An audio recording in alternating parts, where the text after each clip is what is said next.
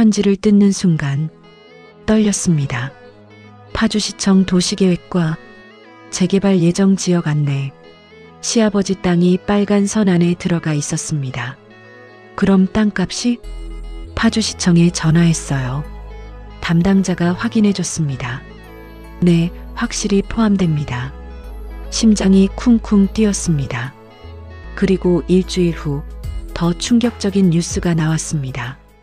그런데 그 무렵부터였습니다. 동네 사람들의 시선이 달라지기 시작한 게 슈퍼마켓에 갔을 때였어요. 계산대 앞에 아주머니 둘이 수군거리는 소리가 들렸습니다. 저 며느리가 시아버지 땅 때문에 모신다며? 그러게 몇 년 동안 모신 게 다 계획이었나 봐. 저는 장 보던 걸 멈추고 그냥 나왔습니다.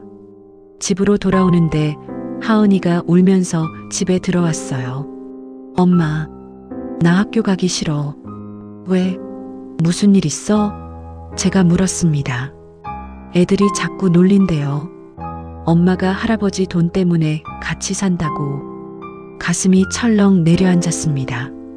누가 그런 말을 했냐고 물으니 하은이가 대답했어요. 미선이가 그랬대요. 미선이 엄마가 그랬대요.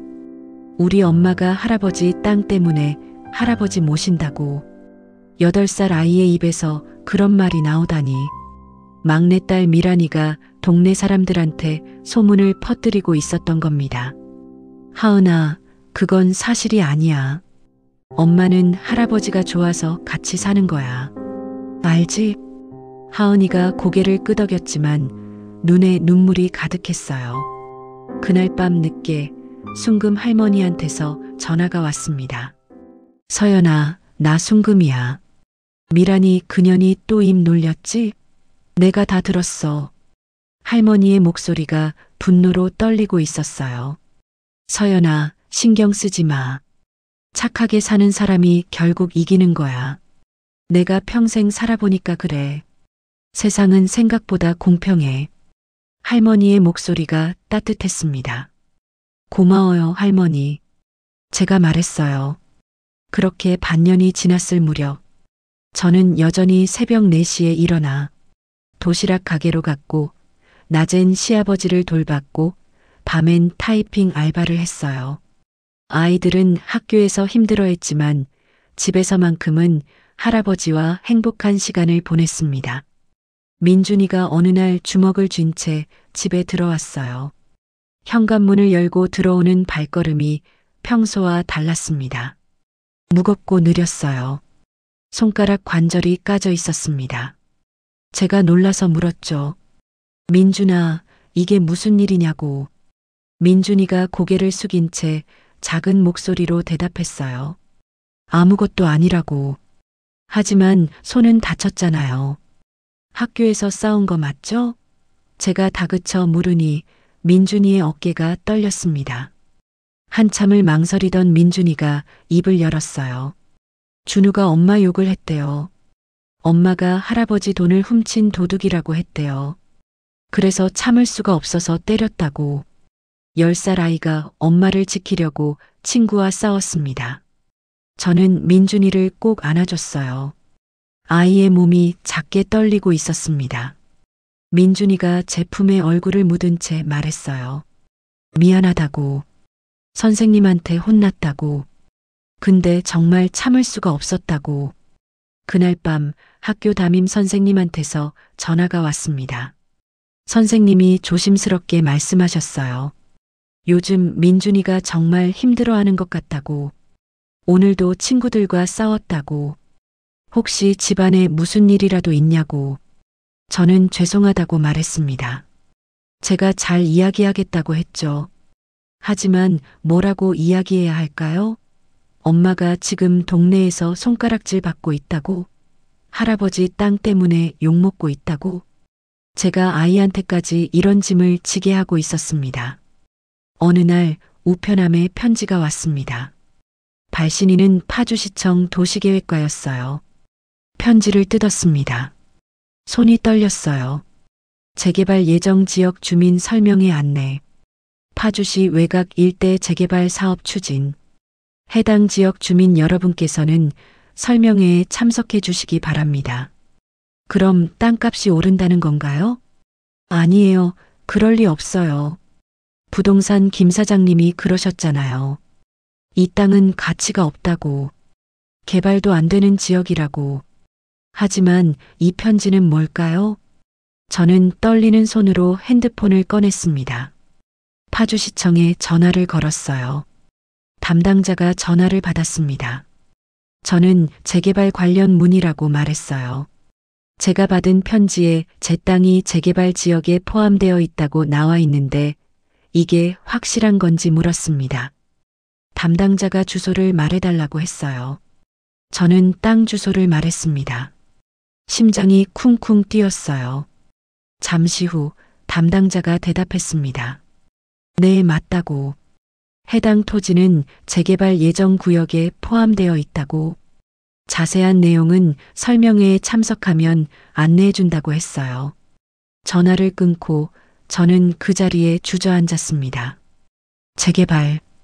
반년 동안 새벽 4시에 일어나고 동네 사람들의 수군거림을 견디고 아이들이 상처받는 걸 보면서도 버텼습니다. 시아버지의 말씀 때문에. 그 땅 끝까지 지켜라. 혹시 시아버지는 이걸 알고 계셨던 걸까요? 그날 저녁 민준이가 제게 말했어요. 오늘 학교 끝나고 큰아버지가 하은이한테 물어봤대요. 할아버지 땅 서류가 어디 있냐고. 가슴이 철렁했습니다. 하은이가 뭐라고 대답했냐고 물으니 민준이가 말했어요. 하은이가 모른다고 했대요. 그랬더니 큰아버지가 할아버지 방에 있을 거라고 했대요. 나중에 보면 알려달라고 했대요. 며칠 후 파주시청 대회의실. 설명회장엔 100명도 넘는 주민들이 모여 있었습니다. 저도 그중 한 명이었고요. 의자에 앉아 주위를 둘러봤어요. 다들 기대에 찬 표정이었습니다.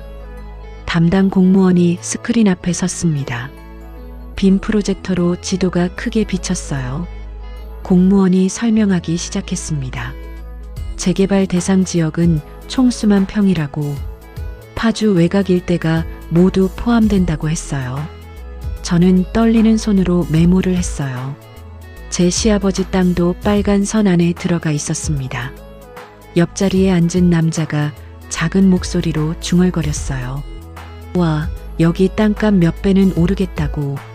공무원이 계속 설명했습니다. 이번 재개발 사업은 주거 및 상업복합단지 조성을 목표로 한다고. 아파트, 상가, 공원 등이 들어설 예정이라고 했어요. 저는 숨을 죽이고 들었습니다. 한 글자도 놓치지 않으려고 집중했어요. 예상 사업 기간은 몇 년 정도이며 토지 보상은 감정가를 기준으로 진행된다고 했습니다.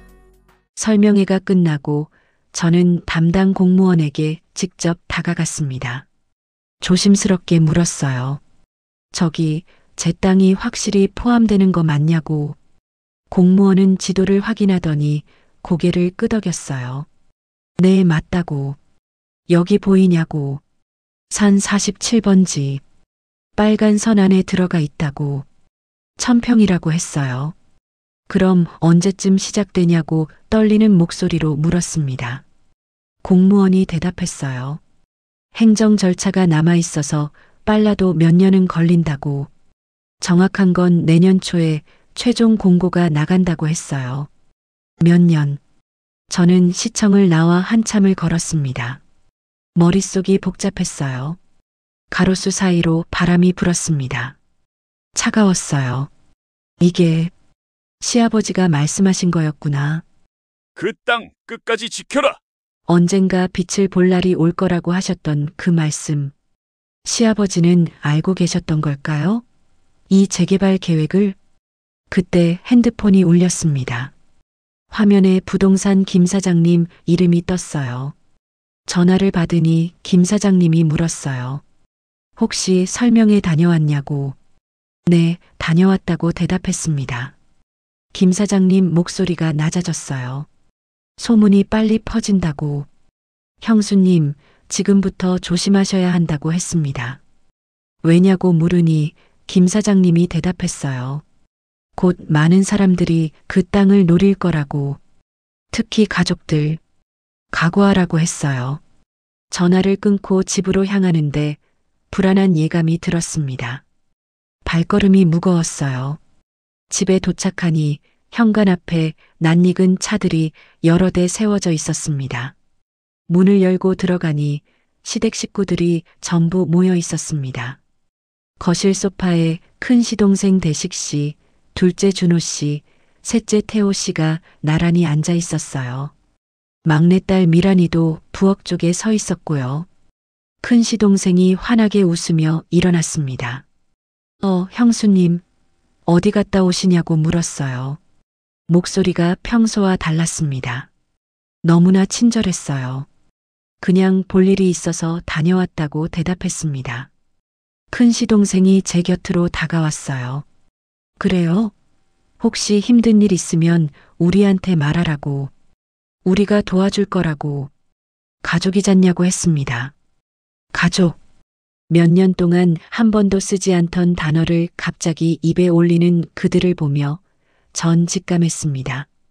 이 사람들도 알고 있구나. 준호 씨가 부엌에서 물을 한 잔 따라 제게 건네며 말했어요. 형수님, 그동안 우리가 너무 무심했다고. 아버지 모시느라 고생 많으시죠? 앞으로는 우리도 자주 오겠다고 했어요. 미란이가 부엌으로 따라 들어왔습니다. 낮은 목소리로 말했어요. 언니, 저 사실 그동안 미안했다고. 언니한테 좀 차갑게 대했다고 했어요. 저는 아무 말도 하지 않았습니다. 미란이가 계속 말했어요. 근데 생각해보니까 언니가 제일 고생했더라고. 우리 오빠들도 아버지 아들이지만 언니가 진짜 고생하셨다고 했어요. 진심처럼 들렸습니다. 하지만 저는 알 수 있었어요. 조심스럽게 물었습니다. 미란 씨, 혹시 재개발 소식 들으셨냐고. 미란이의 얼굴이 순간 굳어졌습니다. 재개발? 그게 뭐냐고 되물었어요. 목소리가 약간 떨렸습니다. 파주 쪽 재개발 사업이라고. 아버님 땅 있는 곳이라고 말했어요. 미란이가 시선을 피했어요. 그런 게 있냐고. 자기는 몰랐다고 했어요. 거짓말이었습니다. 분명히 알고 있었어요. 눈동자가 흔들리고 있었거든요. 그날 밤 시동생들이 떠난 후 민준이가 제게 말했어요. 엄마, 큰아버지가 하은이한테 또 물어봤대요. 할아버지 땅 서류가 어디 있냐고. 가슴이 철렁했습니다. 그런데 일주일쯤 지나서 충격적인 뉴스가 나왔습니다. 저는 설거지를 하다가 거실 TV를 보고 얼어붙었어요. 뉴스 앵커가 말했습니다. 파주시 외곽 재개발 사업이 환경영향평가 부적격 판정으로 무기한 연기될 전망이라고. 환경단체들의 반발과 생태계 보호 문제로 난항을 겪고 있다고 했어요. 무기한 연기. 재개발이 취소될 수도 있다는 뜻이었습니다. 손에서 그릇이 떨어질 뻔했어요. 간신히 잡았지만 온몸에 힘이 풀렸습니다. 역시 그랬구나.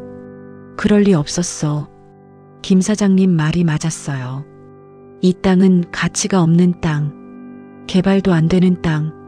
일주일 동안 품었던 희망이 산산조각 났습니다. 핸드폰이 울렸습니다. 시동생들의 단톡방이었어요. 메시지가 연달아 올라왔습니다.